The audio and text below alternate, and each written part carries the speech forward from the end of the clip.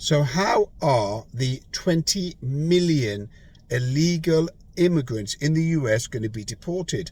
What exactly is going to happen? How is that structure going to take place? Who is going to be in charge of it? What resources are going to be used?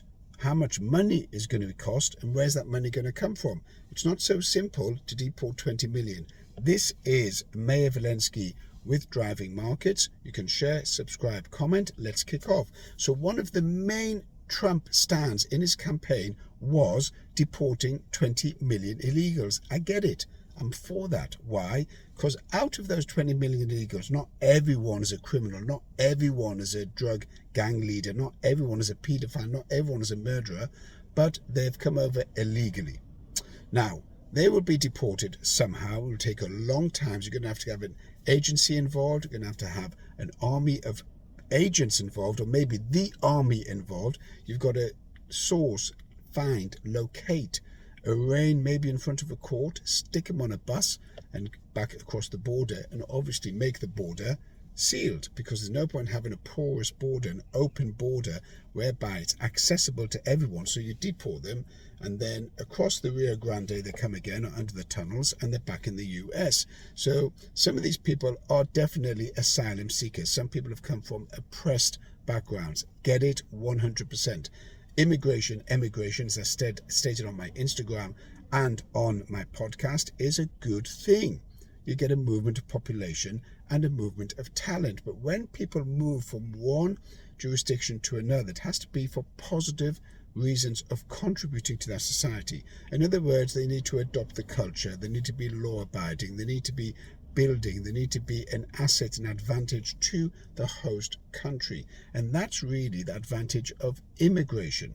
However, if it's illegal immigration, then you could end up with a situation of a population or movement of people that are really not qualified, or not the quality that you're looking for to absorb into your residential society, into the culture that you've built up over the years. And that's been one of the bones of contention with illegal immigration, whether it's in the US or in the UK. For example, in the UK, under the President Keir Starmer leftist, socialist, progressive, idiotic government, he's just opening the border to 30,000 illegals coming in from Europe every month. And those 30,000 illegals are, unfortunately, hard to say it, of a lower level of intelligence, lower level of contribution. But because the UK and the Europe have such this guilty mentality of what they've done in colonialism over the years, they're now payback time. But those people coming over in the UK are getting free housing, free healthcare, free welfare,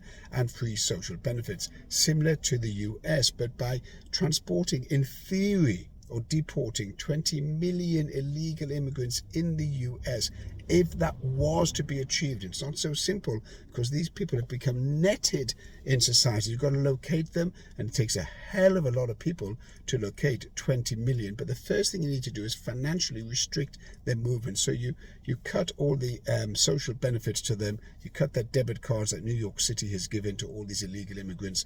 You then don't pay their rent, and eventually you will cause those individuals partially to voluntarily move out of the US back to their jurisdictions. Maybe, maybe not. It's a debatable one. In addition to that, once you financially restrict their movement or cut back their benefits, then that may cause for them to come out and say, you know what, happy to move back. It may not. And they may resort to more crime. Crime might rise as a result. They may be reluctant to move back. They may be resistant. Hard to tell. The question is, where's the money going to come from?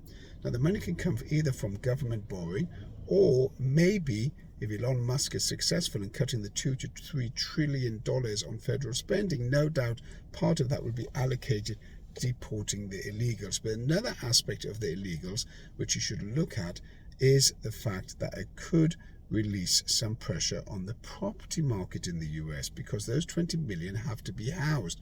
But if you take 20 million out of the total demand for housing in the US, again, this is in theory at the moment, practice has not yet been applied, then you could see a fall in rents and a fall in property prices, making it more affordable for the regular US citizen. Possibly a theory. All depends how this plays out and how this is going to be planned by the administration and what costs are involved.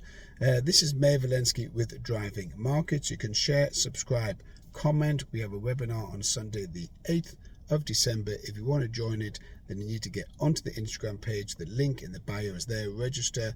It'll be a really good webinar with 6 panelists from Wall Street. Catch you later.